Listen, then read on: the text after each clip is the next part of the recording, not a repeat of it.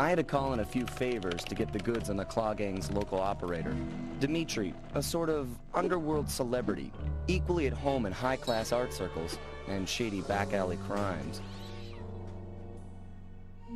He was once a passionate young art student who worked hard to develop his own visionary style.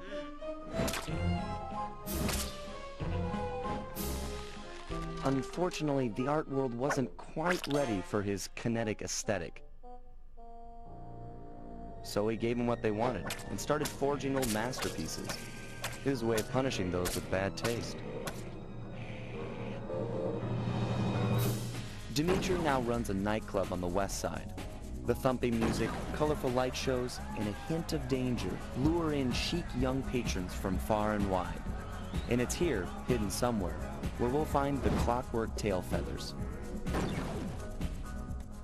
What Dimitri plans to do with the clockwork part is beyond me. But those plans end tonight. How do they already know that he has the tail feathers? How do they, like, know, well, maybe he got the brain, or the talons, or the wings? The Black Chateau. Sly Cooper and the gang in the Black Chateau. Why didn't I read that out? I was too busy wondering how they already know that he has the tail feathers of all things. I think you pronounce that word Chateau. I could be wrong. I'm really bad at pronouncing words. I really am. I try my best. I like to learn to pronounce things the correct way. But, you know, sometimes I just can't pronounce things correctly, or, you know, no matter how hard I try, I just can't. Just the kind of guy I am. Anyways, you are able to play as all three characters in this game, and do you get to play as Carmelita in this game, or is that only in Sly 3? I think you only get to play as Carmelita in Sly 3, and Sly 4, and Sly 4. I don't think you can play as her in Sly 2, but I know for sure we play as Sly Bentley and Murray. I can't remember if we get to play as Carmelita or not. Also, we get to buy power-ups now instead of doing the normal bottle thing. The bottles are still here, but it isn't every, like, level. It's every overworld. So there are 8 sets of 30 bottles. That's 240 bottles we have to find, and 8 safes. Instead of, like, in the first game where it was the only way to get power-ups were bottles and safes. Now, most of them you get by collecting coins, paying for coins, because coins needed a reason to exist now, because we don't need them for, whatchamacallits anymore. We don't need them for, what am I thinking of? I can't remember what I'm thinking of. We don't need them for horseshoes anymore because we have a health bar. But yeah, that's how it goes in this game. I tell you, Bentley, it's gonna be a real pleasure robbing this nightclub. I share in your enthusiasm, but before we hit the inside, we'll need to do a little reconnaissance work. What do you have in mind? I've installed this special antenna on the safe house to help with our first job, hacking into Dimitri's satellite array. The coordinates for the job start beacon have been uploaded to your binocucom. Make your way to this position, and I'll give you a full briefing on our objective. I'm on my way. Alright then. What I like to do when I first start playing Sly 2, because as I've told you, I've played this game numerous times through my childhood, and... The message you just found appears to be some sort of clue. I'll decipher it here in the safe house. In the meantime, see if you can find any more clues. The more I have, the easier it'll be to crack the code. I just fell in the water like an idiot because I was jumping wrong, but whatever. But anyways, shut up, L3 thing. I understand. Bentley, you shut up too. I know what to do, but I'm just not doing it right now. I know, virtual markers. I get it. But anyways, what I like to do when I first start playing this game, Sly 2, is none of the flashlight guards exist until after you finish like the first mission or two. The flashlight guards don't insta-kill you. Nothing insta-kills you in this game like in Sly 1. But they take like no knockback like the normal enemies do. And they're just really annoying to deal with. So the first thing that I like to do is go and get at least a majority of the bottles before I ever have to worry about flashlight guards even existing. So, I mean, normally what I do is I just look for them until I found them all. But that would be, you know, my memory is a little foggy. I'm never able to perfectly remember exactly where every single bottle is. My memory will never be that good, ever. I promise you. But, you know, I can kind of remember small bits like, oh, there should be one in this general area. There should be one over here. We're going to kill this guy. But, yeah, so we're going to... If I were to actually try and find all of them, it is very possible that it could take me, like, 30 minutes to an hour to get all 30, even though we already have 9, you know. It's really easy to find the first, like, 20 because there are 30 of them. The overworld isn't ridiculously huge, but it is big. So, you know... Finding the first, like, 20 is a pretty simple task, but when you've only got 10 or 5 or only 3 bottles left, it's a whole lot harder to find all of them. Because you have, you know, you run around, and you can pretty much guaranteed within, like, 10 seconds to run into a bottle, because there are still 30 lying around everywhere. But, you know, now we're about to have 13 right now. There are only 17 bottles left in existence. It's a lot harder to, find them, because... You know, there are less. It's, you know, basic math, basic physics, whatever you want to call it. There are less, so they're harder to find. But anyways, we're going to get at least 20. Hopefully we'll get, like, hopefully we'll get all of them. But, you know, I'm aiming for at least 20, hopefully around 25, and then we're going to go with the actual game, because it's not very interesting watching me just run around and grab all the bottles. Whoa, I almost fell. Make it! No! There's actually an easier way to get up there. You just go around up this. But I wanted to try and do it that way. Because it's even faster doing it that way. Break that. We gotta crawl around here to get to this bottle. We're already halfway there. Good. But yeah, like I'm saying, when we're down to... When there are only 25 bottles left... I mean, not 25 left. When we have 25 and there are only 5 left...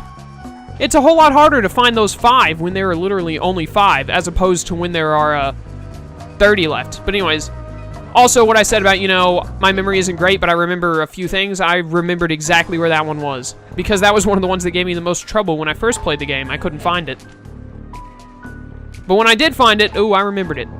Also, something that's really helpful is if you listen, I should have just stopped to let you listen there, but you probably noticed as I have been through this entire thing, when you get close to a bottle, you can hear the little tick, tick, tick, tick. They make a little ticking noise. That's them bobbing back and forth. It makes it a whole lot easier to find them because, you know, if you're having trouble actually seeing them, you just need to be quiet and listen. So if I randomly go quiet and stop talking at some instances, it's because I'm listening for bottles. So if that happens at not just right now, but like at I try to do the slam attack. There you go, got it that time. So if at any time in this game I suddenly stop talking, the most likely reason, if we're in the overworld where bottles exist, the most likely reason is that I think I heard a bottle and I'm being quiet so that I can hear it. But you know, if we're not in the overworld and I suddenly go quiet, then something else has happened because they're only in the overworld. There's no reason for me to try and listen to bottles inside an actual level. Also, the safes are the only things that aren't in about the bottles that aren't in the overworld. The bottles are in the overworld. The safes will be in one of the random, at least usually.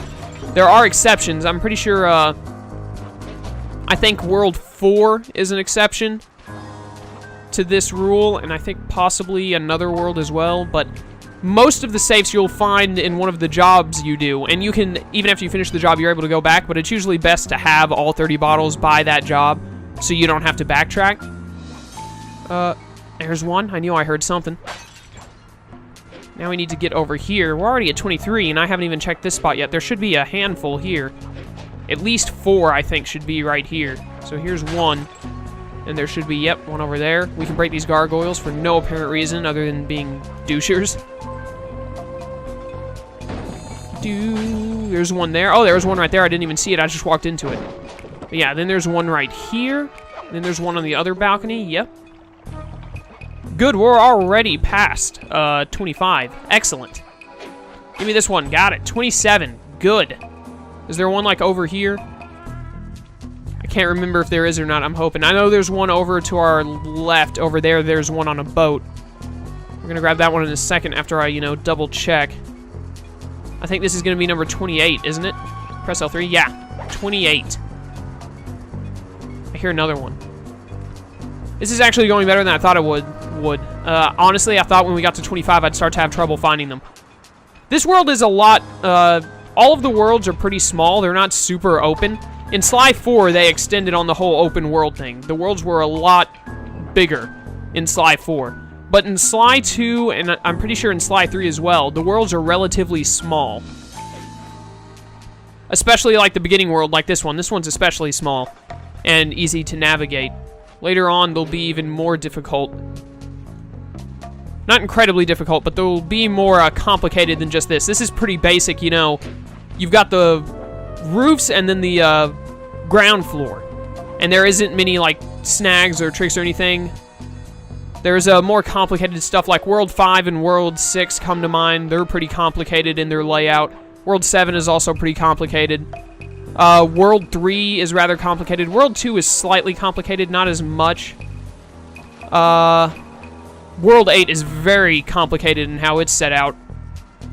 I wouldn't call it the most complicated, I don't think, but I think I just found the last bottle. Yeah, I did. Sweet, we did get all 30 relatively easy. But yeah, the other worlds are a lot, especially the ones that I named in particular, like 5 and 6. But we still don't know where the vault is. I know where the vault is. I remember what level it is, or what, what level, job, whatever you want to call it, what job it is.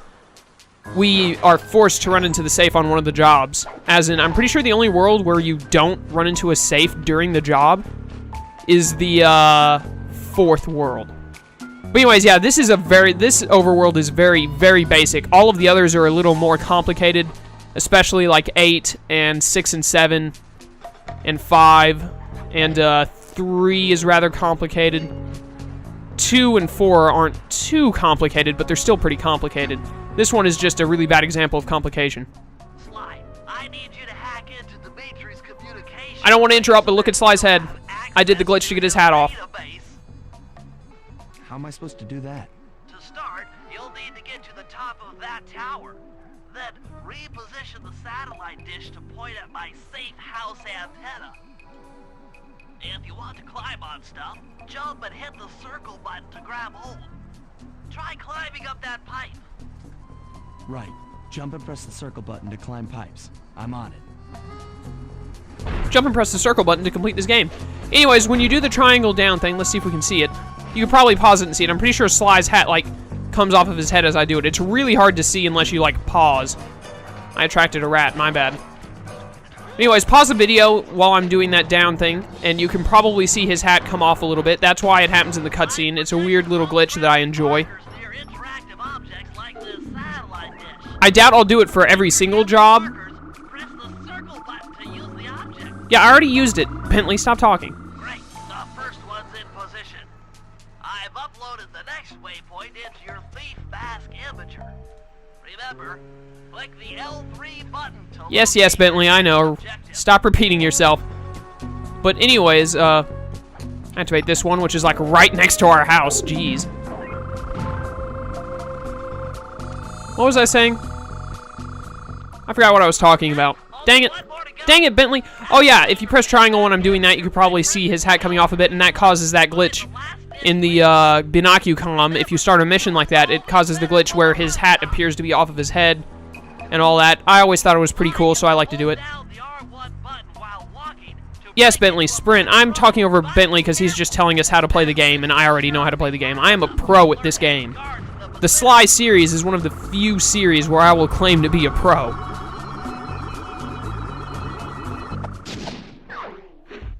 Job complete! Do. Nice work, Sly. I'm downloading from Dimitri's mainframe as we speak. All in a night's work. So, where do we go from here?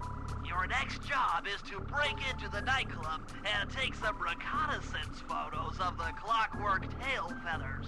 To get inside, you'll have to sneak through an old wine cellar beneath town. Okay, I'll head up for the cellar. Did the audio glitch there for a second? I think the music glitched for a second there. Or maybe that was just me. I was readjusting my earbud as it happened, so... It definitely sounded like the audio suddenly glitched, though. It could have just been me readjusting my earbud, though. Right here. I didn't mean to press R3, I meant to press L3. Down we go! I totally blew up this fence. Get out of here, fence. Screw you.